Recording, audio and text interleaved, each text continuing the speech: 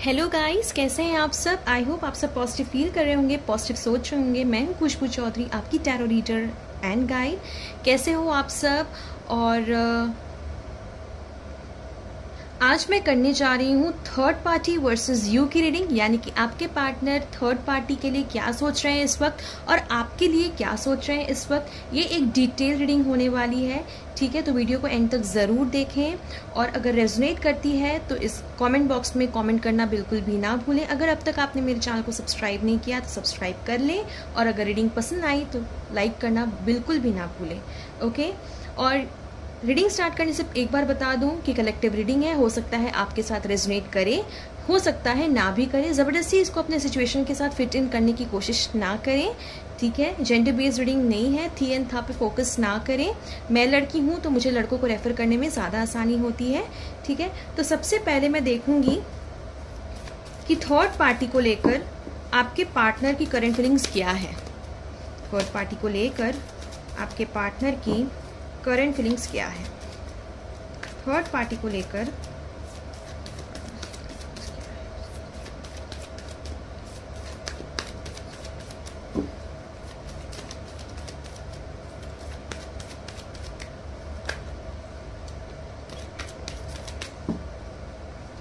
Okay, सबसे पहला card जो हमारे पास है वो है 6 of swords, okay.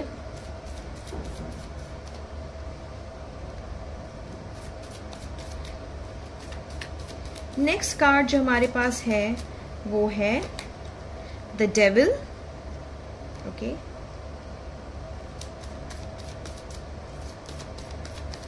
Next card जो है हमारे पास वो है द एम्परर,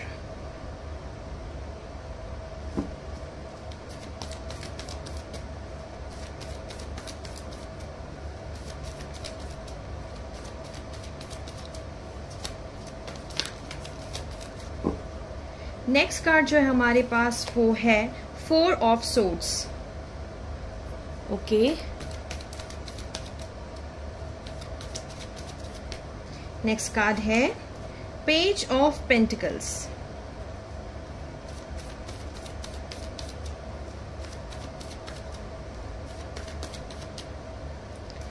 नेक्स्ट कार्ड है 5 of cups, okay. Bottom of the deck है 3 ऑफ सोर्ड्स।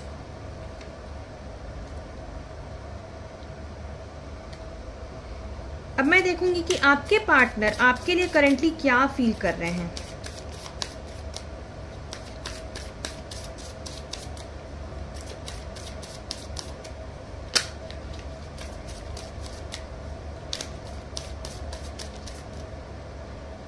सबसे पहला कार्ड जो है हमारे पास वो है queen of swords, okay.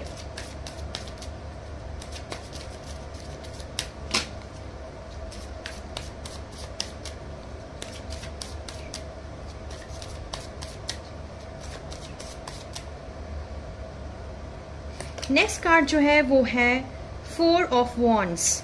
I hope आपको कार्ड्स दिख रहे हैं सारे के सारे, ओके। What else.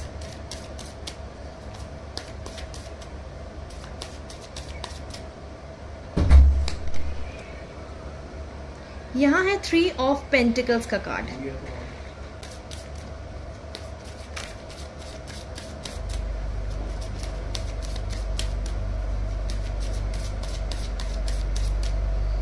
नेक्स्ट है हमारे पास 5 of pentacles, okay.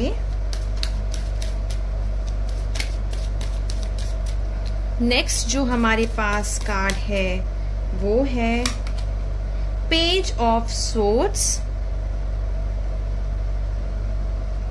Okay. What else.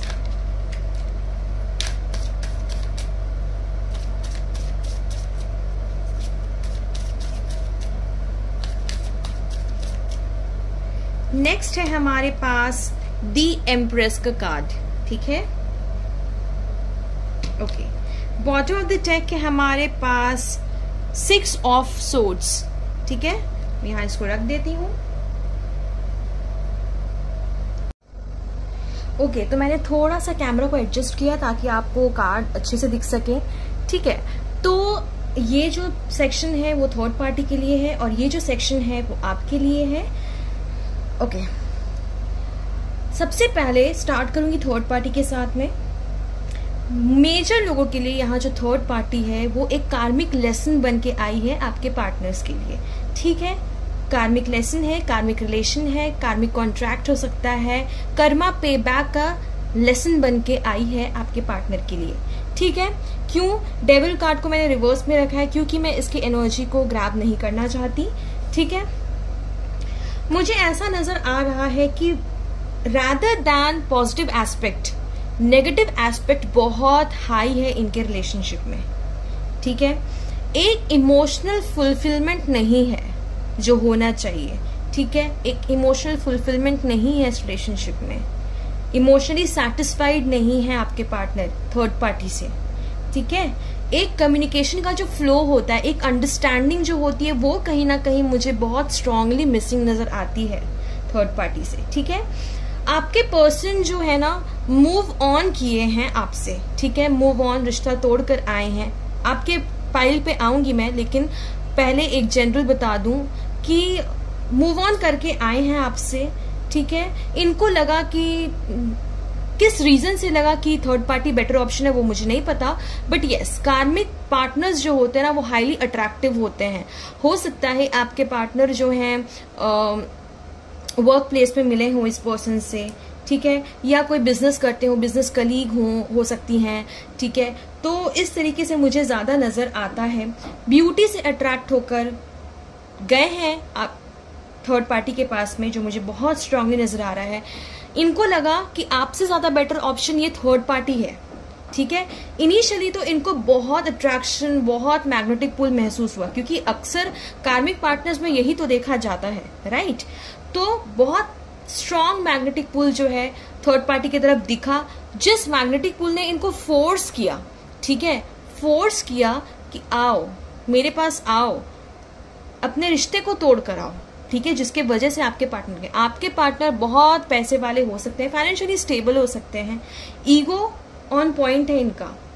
हो सकता है बहुत ज्यादा एक्सपीरियंस इन्होंने अपने लाइफ में देखा हो सकता है खानदानी रईस हो। अगर खानदानी रईस नहीं है तो मुझे नजर आता है कि इन्होंने अपने बलबूते पे बहुत कुछ अर्न किया है, रेस्पेक्ट अर्न किया है, फेम अर्न किया है, एक अच्छी खासी पोजीशन अर्न की है किसी कंपनी में।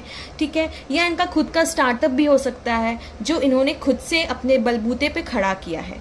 ठीक है, तो इनको ना अपने पैसे का, अपने ओहदे का, अपने कॉन्फिडेंस का बहुत घमंड है, इनको घमंड है बेसिकली। ठीक है, इनको लगता है कि ये जिस चीज पे हाथ रखें ये चीज उसकी हो जाएगी। ठीक है, इस वजह से इनको लगा कि अरे थर्ड पार्टी के पास भी आऊंगा, थर्ड पार्टी को जैसा चाहूंगा वैसे कंट्रोल करूंगा। हो सकता है बहुत ज्यादा डोमिनेटिंग हो आपके पार्टनर। ठीक है, यहाँ इस तरफ ना आपका डोमिनेशन नहीं चला, आऊंगी आपके फाइल पे, बट इस तरफ को पहले क्लैरिफाई कर लूं कि आपके पार्टनर ना अपने हिसाब से रिश्ता को चलाने में ज्यादा भरोसा रखते हैं। अपने हिसाब से रिश्ता चले तो बहुत अच्छी बात है, नहीं चले, ना दाल गले तो छोड़कर भागने की इनकी आदत है। ठीक है, जो रास्ता इनके हिसाब से चले, ठीक है, इनके सोच समझ से चले, वो रास्ता ये बिल्कुल चलेंगे। बट जो रास्ता इनके थॉट्स प्रोसेस के अगेंस्ट हो, इनके मॉरल्स के अगेंस्ट हो, ये उस रास्ते पे चलना बिल्कुल भी पसंद नहीं करते हैं। करेंटली थर्ड पार्टी से निकलना चाहते हैं। ठीक है, करेंटली ये थर्ड पार्टी से निकलना चाहते हैं। क्यों निकलना चाहते हैं? क्योंकि इमोशनल सेटिस्फैक्शन कहीं ना कहीं नहीं है। ठीक है, देखो ये कैसी लड़की है एक, है ना, और ये अपने दिल को निकालकर इसने रख दिया है और ये अपने ही शेल में, अपने ही घोंसले में पड़ी हुई है। ठीक है, यही हालत है आपकी पर्सन की। आपके पर्सन भी इसी तरीके से अब प्रैक्टिकल थोड़ा थोड़ा होने की कोशिश कर रहे हैं, क्योंकि इन्होंने हो सकता है बहुत इमोशनली इन्वेस्ट कर दिया इस लड़की के पीछे, बहुत इमोशनली इन्वेस्ट कर दिया इस पर्सन के पीछे। एंड मुझे ये नजर आ रहा है कि अपने दिल को निकालकर जैसे ना इन्होंने रख दिया। इनकी ना एक्सपेक्टेशंस खत्म हो गई है कि इनको भी अब प्यार मिल सकता है। ठीक है, और इनकी ना एक्सपेक्टेशंस खत्म हो गई कि इनको कभी इमोशनल सेटिस्फैक्शन भी इस रिलेशनशिप में मिलेगी या नहीं मिलेगी। ठीक है, कम्युनिकेशन का बहुत बहुत बहुत बुरा हाल हुआ पड़ा है। ठीक है, कम्युनिकेशन नहीं है। ठीक है, हो सकता है इन दोनों के बीच में ईगो फाइट्स बहुत ज्यादा हो रहा है कि अगर आपके पार्टनर थर्ड पार्टी से गुस्सा हो जाते तो थर्ड पार्टी भी इक्वल टक्कर दे रही है कि भाई तुम मुझे कांटेक्ट नहीं करोगे तो मैं भी तुम्हें कांटेक्ट नहीं करूंगी। ठीक है, और इस वजह से ना ये जो है ना गैप क्रिएट करता हुआ चला जा रहा है। ये कोई मिडिल रिजोल्यूशन में नहीं आ पा रहा है, ये दूरी बढ़ते चली जा रही है, ठीक है। और जब दूरी बढ़ रही है ना, तब इनको याद आ रहा है कि मैं जिसको छोड़ कर आया हूं वो तो बिल्कुल भी वैसी नहीं थी, है ना। तब जब ये सारी सिचुएशंस आती है ना, जब इनको अक्सर लोग होता है ना कि एक तो आपके पर्सन बहुत ईगोइस्टिक हैं, जब तक ना इनके ईगो को ना फीडिंग नहीं मिलती है, ऐसे लोगों को सेटिस्फैक्शन नहीं आता है। तो आप क्या करती थी, आप इनके ईगो को फीड करती थी, लेकिन थर्ड पार्टी एक दाना तक नहीं डाल रही है, जिसके वजह से आपके जो पर्सन है ना वो कहीं ना कहीं डिसइंटरेस्टेड होते हुए मुझे नजर आ रहे हैं, ठीक है, डिसइंटरेस्टेड होते हुए मुझे नजर आ रहे हैं। देखो बहुत सारे लोग जो है ना, मैं थोड़ा सा इस चीज को डिसेंट रखना चाहूंगी क्योंकि मेरी फैमिली भी देखती है इस चैनल को, ठीक है।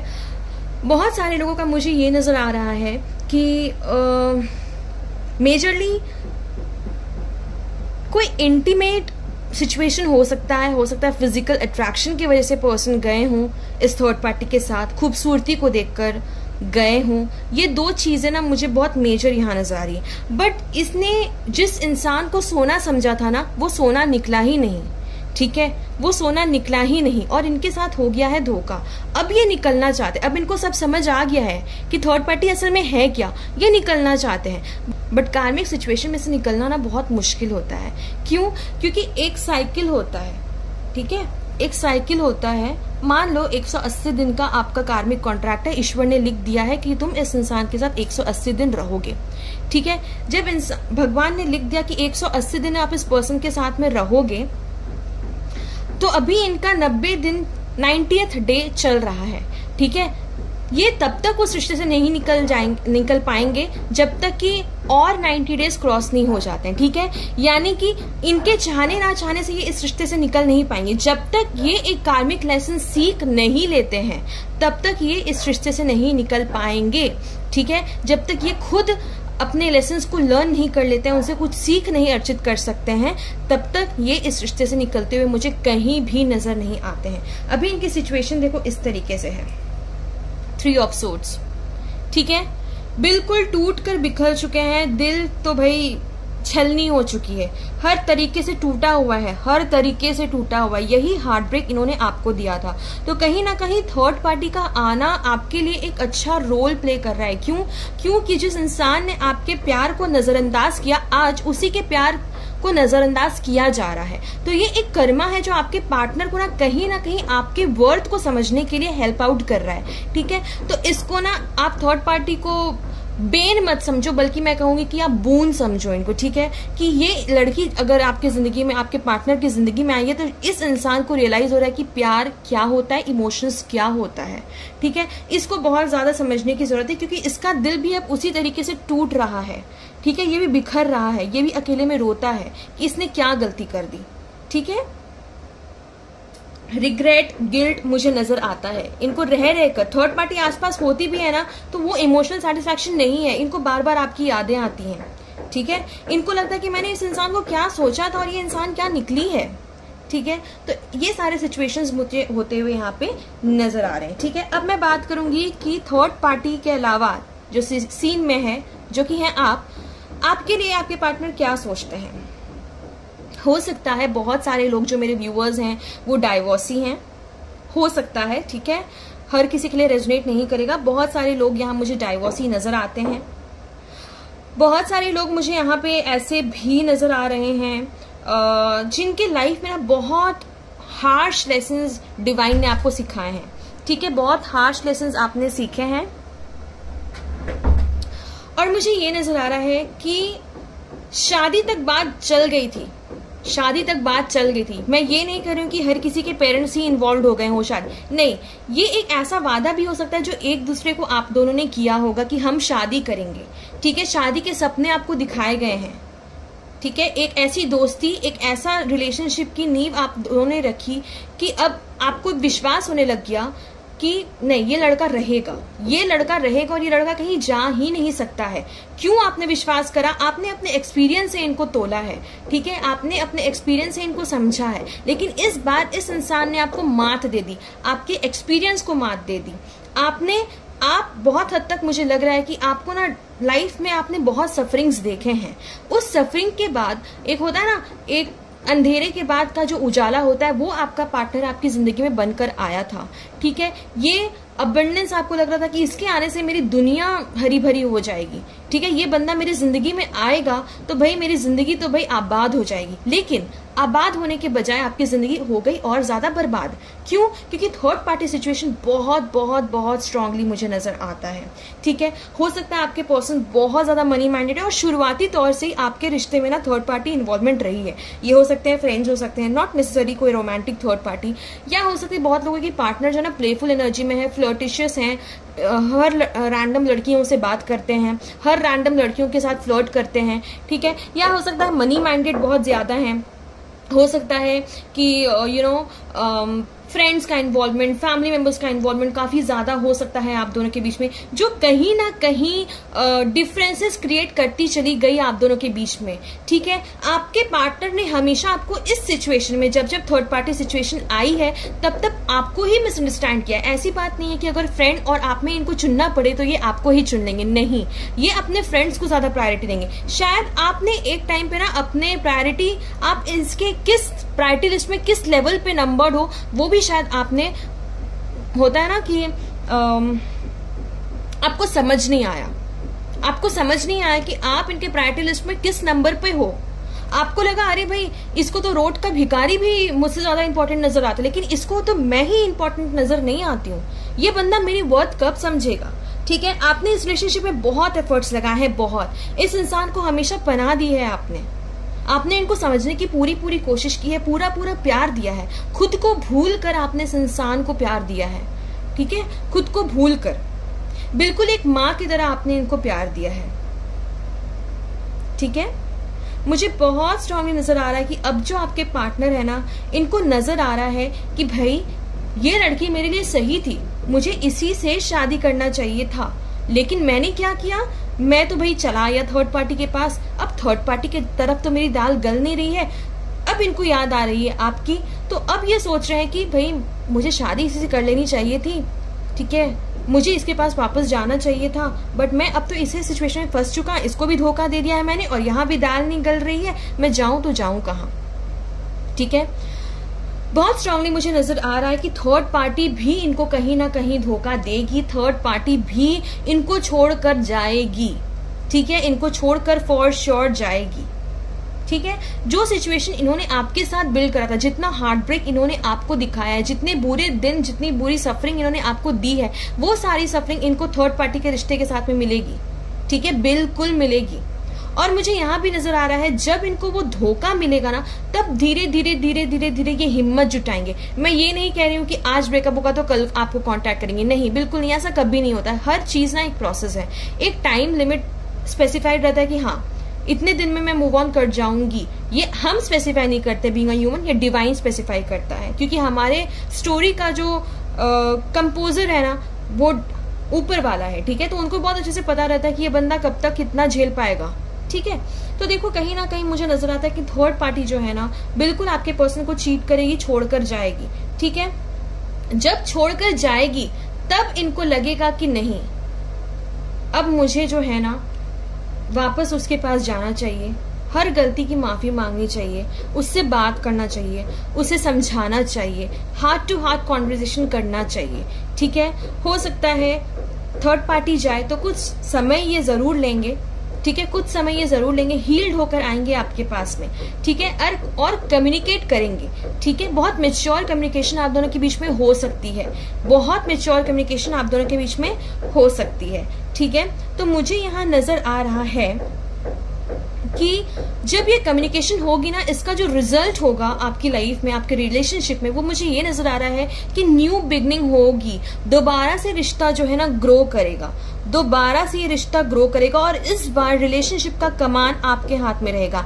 इस बार ये बिल्कुल नतमस्तक हो जाएंगे इस रिलेशनशिप में। अब ये कहेंगे लो मैडम जी पकड़ लो इस रिश्ते का बागडोर और आप ही अब संभालो इस रिश्ते को। ठीक है, क्योंकि मैं संभालता हूं तो भाई सब गुड़गोबर हो जाता है, मुझे बिल्कुल भी नहीं संभालना है, अब आप संभालें। ठीक है, तो ऐसी सिचुएशन मुझे बनती हुई नजर आ रही है। अब आप को ये क्वीन बनाकर रखेंगे। ठीक है, बिल्कुल रानी बनाकर रखेंगे अपनी लाइफ में, और पूरे परिवार के सामने सभी के राजी खुशी से मुझे नजर आता है कि ये आपके पास डेफिनेटली आएंगे।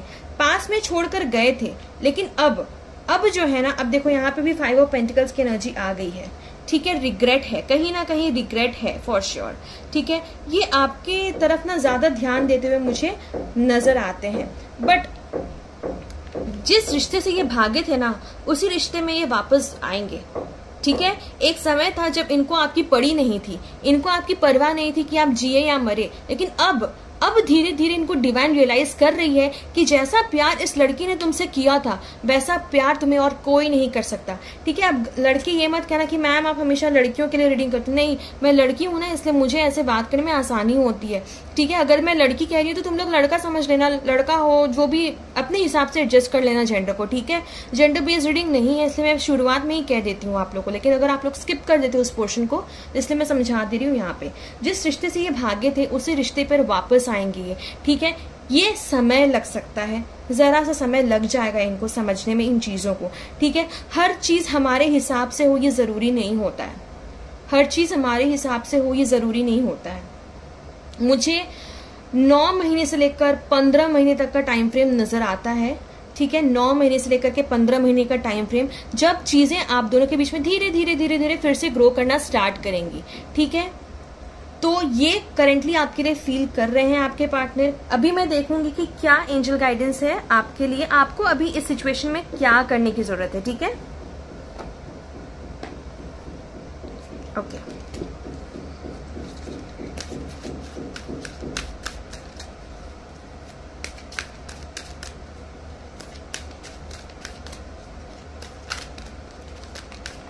अगर आपके दिमाग में कोई भी ऐसा क्वेश्चन चल रहा है येस एंड नो फॉर्मेट में, तो आप उसे बेशक पूछ सकते हैं, क्योंकि ये जो डेक है ना, ये येस एंड नो में भी क्वेश्चन को आंसर करती है, ठीक है। तो अगर आपके मन में कोई क्वेश्चन है तो आप बेशक पूछ सकते हैं।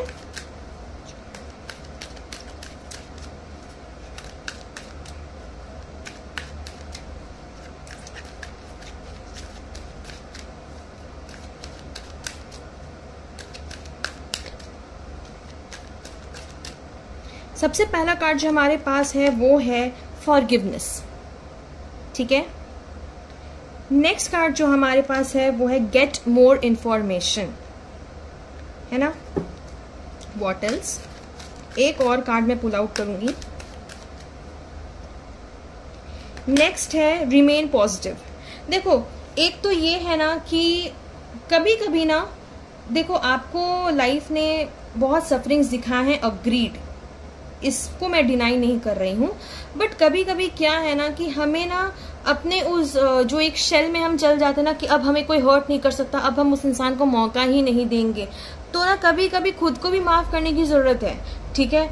बहुत सारे ऐसे लोग यहाँ हो सकते हैं कि खुद को ब्लेम करते हैं कि मैंने ही क्यों भरोसा कर लिया इस इंसान पर, ये तो भरोसा करने लायक था ही नहीं, ठीक है। बहुत लोग यहाँ पे सेल्फ ब्लेम कर रहे हैं, सेल्फ ब्लेम नहीं करना है, ठीक है। कभी कभी दूसरों को माफ करने से ज्यादा जरूरी होता है खुद को माफ करना, ठीक है। अब आप अपने सिचुएशन में क्या कर रहे हो, आपको बहुत अच्छे से पता है कि आप खुद को ब्लेम कर रहे हो या सामने वाले को ब्लेम कर रहे हो। आप जिसको भी ब्लेम कर रहे हो, आपके दिल में जिसके लिए भी मलाल रह गया कि अरे ये पर्सन तो ऐसा है, ये पर्सन तो ऐसा है, इसको मैं जिंदगी में कभी माफ नहीं करूंगी, तो फॉरगिव करने की जरूरत है, माफ करने की आपको जरूरत है, ठीक है। माफ करने वाला हमेशा बड़ा होता है, ठीक है।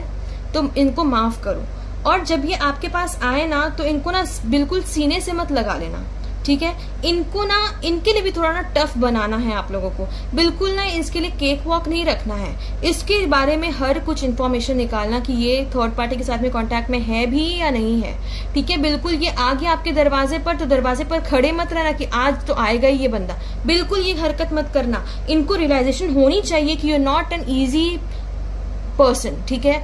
ये अब दोबारा आपको खोने की गलती नहीं कर सकते हैं। पहले दिन आए तो 100वां दिन आप जाकर इनको एक्सेप्ट करना।